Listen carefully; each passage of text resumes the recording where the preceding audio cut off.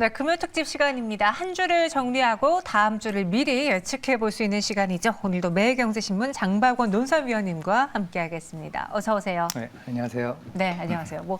이번 주는 대선 때문에 예. 굉장히 뜨겁고 이렇게까지 박빙인 대선이 있었나 싶을 예. 정도로 많은 분들이 개표 상황을 밤늦게까지 새벽까지 보셨을 겁니다.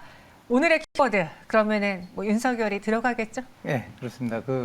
오늘 이번 주는 당연히 대선 주간이라고 할 수 있고요.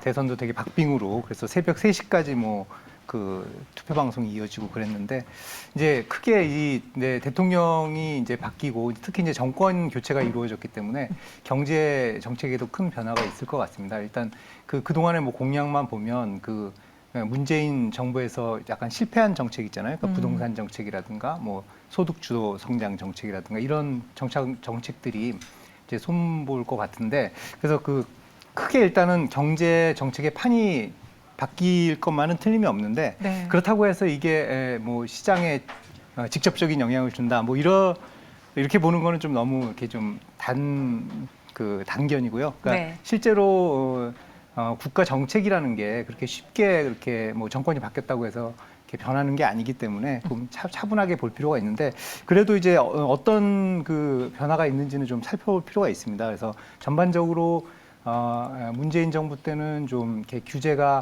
기업에 대한 규제가 많았는데 그 기업에 대한 규제가 좀 풀린다는 거 이런 게 하나 있을 수 있고요. 그다음에 노동에 대한 친노동이었기 때문에 주 52시간제라든가 최저임금 인상이라든가 이런 식의 이제 정책이 있었는데 이것도 약간 속도 조절이 있을 것 같습니다.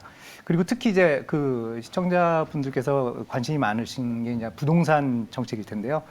여기 여러 언론에서도 나왔지만 이제 그동안 이제 부동산은 세금을 올리고 그래서 이 부동산 억지로 이 시장을 억누르면서 집값을 잡으려고 했는데 앞으로는 이제 좀 그게 약간 완화될 것 같습니다. 세금도 좀 종부세도 1%포인트 줄인다고 이제 얘기를 했고 그다음에 종부세하고 재산세를 합치는 세제 개혁도 한번 해보겠다 이런 얘기도 하고 그다음에 대출도 좀 이제 집 구하는 수요자들을 위해서 대출도 좀 완화하고 이런 움직임이 있을 텐데 이런 것들이 수혜주가 건설이다 이런 건 잘 모르겠습니다. 근데 어쨌든 이런 분위기상에서 일어날 수 있는 어떤 시장의 변화 이런 것들을 좀 잘 주시를 하면 좋겠고요. 그다음에 또 플랫폼 회사에 대한 얘기도 많은데 사실 네. 플랫폼 기업들의 그거는 이제 여러 가지가 맞물려 있습니다. 그리고 플랫폼 공정화법이 좀 이제 제동이 걸릴 거다 이런 말도 있는데 사실 그게 다 자세히 들어가 보면 그게 단순하지 않고요. 여러 법들이 이렇게 엉켜 있고 또 우리나라만 생각할 수 없는 또 문제이기도 합니다. 그래서 이런 정책들이 쭉 나오는데 더군다나 이제 공약들이 모두 정책으로 변환되는 건 아니고 그중에서 네. 이제 현실성 있는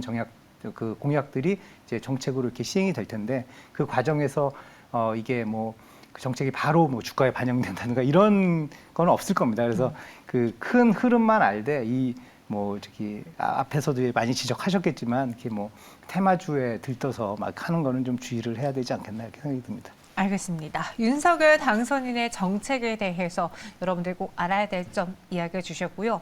또 이번에는 우크라이나, 러시아 전쟁 이야기로 인해서 유가가 정말 많이 올랐어요. 오늘 보니까 휘발유값 리터당 3,000원 주유소가 나왔대요. 리터당 3,000원 주유소가 나왔습니다. 여기에 또 러시아가 일부 원자재 수출 중단에 대한 카드를 계속 만지작거리고 있는데 오일 쇼크 이야기까지 나오네요. 예, 지금 러시아 침공에 대해서 서방 국가들이 이제 러시아 제재에 들어갔지 않았습니까? 이제 네. 미국이 러시아산 원유도 이제 막겠다 이 말이 나오면서 이제 오일 쇼크에 대한 이제 얘기가 나왔습니다. 그래서 지금이 오일 쇼크냐라는 건 조금 두고 봐야 될 텐데 지금 과거에 오일 쇼크를 보면 1970년대 2번이 있었습니다. 그때는 왜 생겼냐면 산유국들이 갑자기 오일을 원유 생산을 감산했기 때문에 생긴 거고 또 이게 그때 이제 70년대에 2번 나타난 게 1, 2차 오일 쇼크고요. 네. 그다음에 2008년도에도 한번 유가가 배럴당 거의 150달러까지 오른 적이 있었는데 이때는 조금 상황이 다릅니다. 이때는 중국에서 워낙 중국 경기가 좋아서 중국의 원유 수요가 많기 때문에 오른 거기 때문에 요거는 짧게 지나갔습니다. 그러니까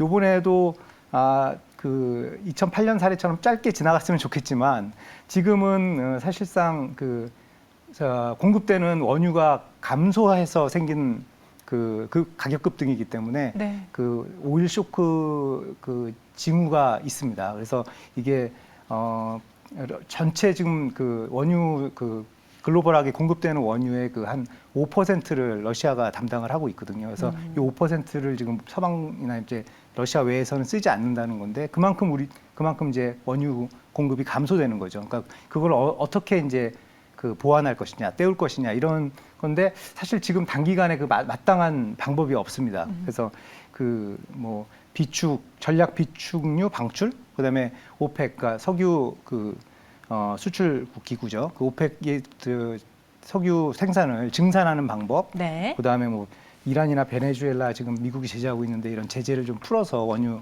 생산국에서 더 원유를 생산하게 하는 방법이 있는데 그런 방법이 지금 마땅치 않아 가지고 단기간에 물론 이제 이게 전쟁이 길어지면 뭐 중장기적으로 뭐 대책이 나오겠지만 그 단기적으로는 그 저기 석유 원유값이 오를 것으로 보이는데요. 뭐 135달러까지 가겠다고 뭐 골드만삭스는 얘기하고 또 어떤 곳에서는 뭐 200달러를 넘겠다 뭐 이런 그 배럴당 네. 그래가지고 이런 여러 가지 전망이 나오는데 사실 원유 그 가격 전망은 쉽지가 않습니다. 그렇죠. 문제는 이제 원유 가격이 계속 이렇게 고공행진을 할 경우에 우리나라는 이제 이 물가도 오르고 그다음에 기업들이 특히 수출로 우리가 먹고 사는 나라인데 그 기업들의 수출 채산성이 떨어집니다. 생산원가가 높아지기 때문에 그럼 이제 투자나 소비가 줄 것이고 또 일자리가 줄고 그러면서 전반적인 그 경제가 침체가 되기 때문에 네. 그래서 3차 오일 쇼크의 위기에 대해서 우리가 좀 더 민감하게 생각하고 바라봐야 되지 않나 이렇게 생각이 듭니다. 네, 그리고 오늘 세 번째 키워드로는 삼성전자 주총 이슈를 갖고 오셨는데 이번 주총에 뭔가 다른 게 있었습니까?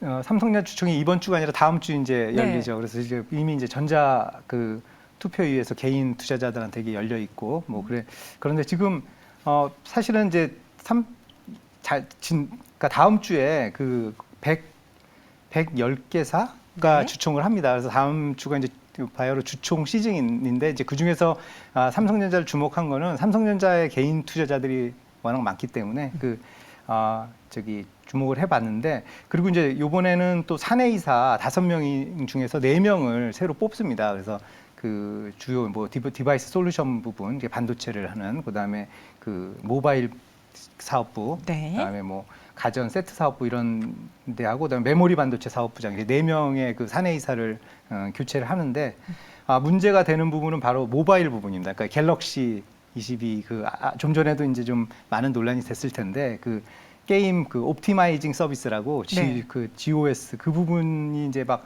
그 소비자들이 사용자들이 그 움직일 수 없게 이렇게 막 강제하면서 그거에 대해서 얘기가 나오면서 이거에 대한 지금 되게 그 논란이 많지 않습니까? 이제 그거로 인해서 그 막 흥행하던 갤럭시 22 그게 지금 시리즈가 지금 좀 주춤하고 뭐 이런 거에 대해서 주주들도 불만이 많을 겁니다 아마. 그래서 그 불만이 이 소액 주주들의 불만이 어떻게 이 주총장에서 터져 나올지 이게 지금 어떤 뭐 일부 얘기로는 그 모바일 부문 시에테로 선임된 사내이사를 뭐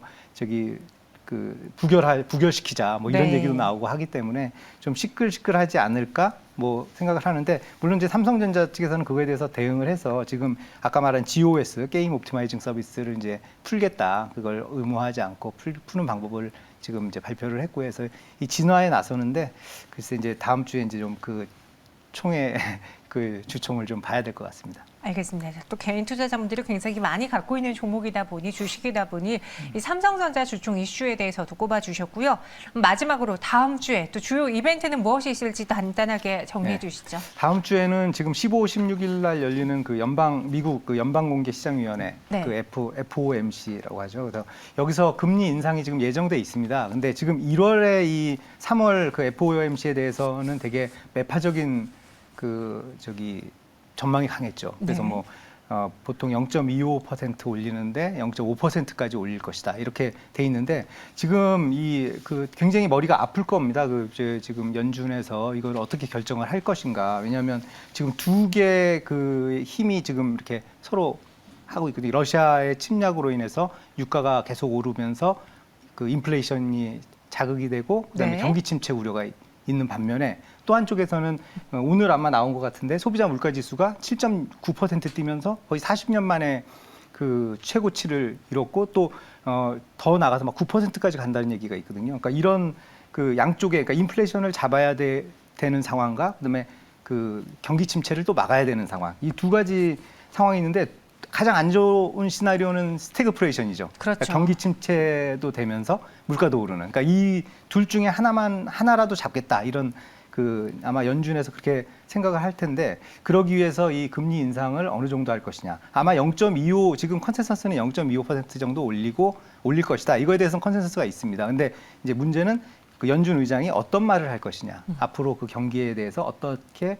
그 멘트를 할 것이냐. 이거에 대해서 아마 시장이 민감하게 반응하지 않을까 생각합니다. 그래서 다음 주에는 이 FOMC 그 발표와 함께 그 연준 그쪽에서 나오는 여러 가지 얘기들을 좀 주목을 해야 되지 않겠나 이렇게 생각이 듭니다. 네, 알겠습니다. 다음 주에 FOMC 회의 결과를 주목해 보시고요. 오늘 논설위원님은 여기서 인사드릴게요. 오늘 자세한 설명 고맙습니다. 네, 고맙습니다.